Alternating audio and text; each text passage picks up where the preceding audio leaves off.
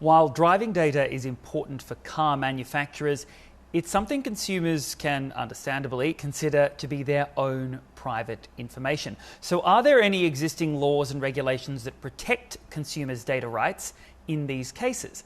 Joining us in the studio is Ryan Tang, Senior Partner at AllBright Law Offices. Welcome to the program. Thank you for having me.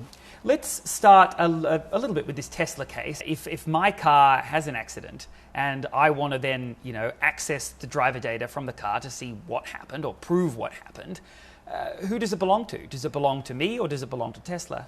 Because the law is also not quite clear who is the owner of such data and information. And, when Tesla sell the car to the customer, they ask them to sign a contract. There's terms of contract saying that all the data information belongs to Tesla. And so I think that's the reason why Tesla believe that they are the owner of this data. And I think it is time for the government or the legislator to make that very clear, who is the legal owner. And with the Tesla, the car maker should provide such data or information when an accident happens. Now, we've been saying Tesla a lot. We probably should clarify that this is something that all car makers that collect data do.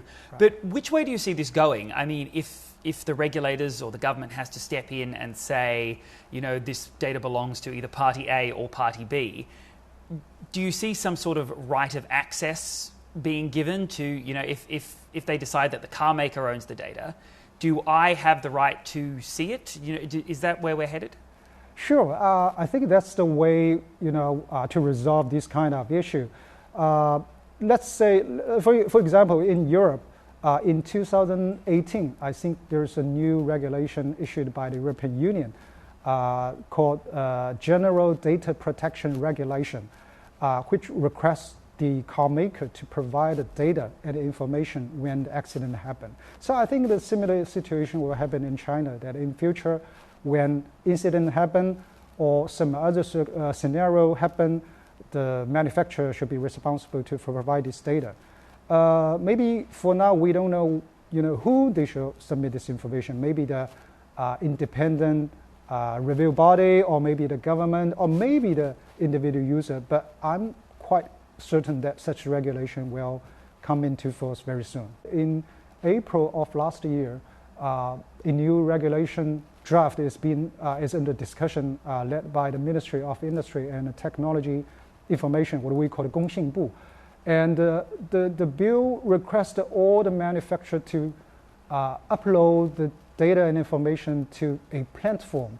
I think this platform belongs to the China Automobile Association. And with this approach, I think later, if any accident happen like this, people can collect or say to obtain the data or information from such platform, for the future investigation. Yeah, the action is being taken, to my knowledge. Yeah. That's really interesting.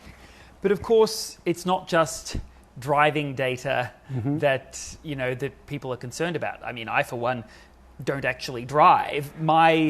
So when we're looking at that, so many companies are collecting data on us. Right. Every app we download has some sort of, collects some sort of data from us. Tech companies, are all about this.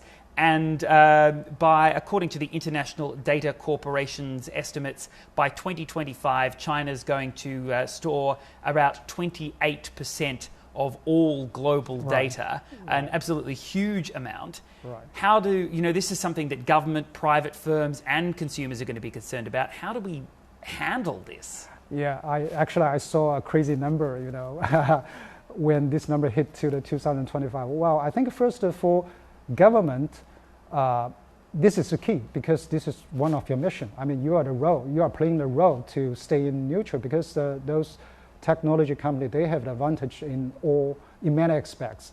So you're going to try to balance this situation, because individual consumer, they are in a weak position. So for instance, for the legislator, I mean, you should speed up the legislation to establish a law and a regulation in this regard. Ryan Tang, thank you so much for joining us. Thanks.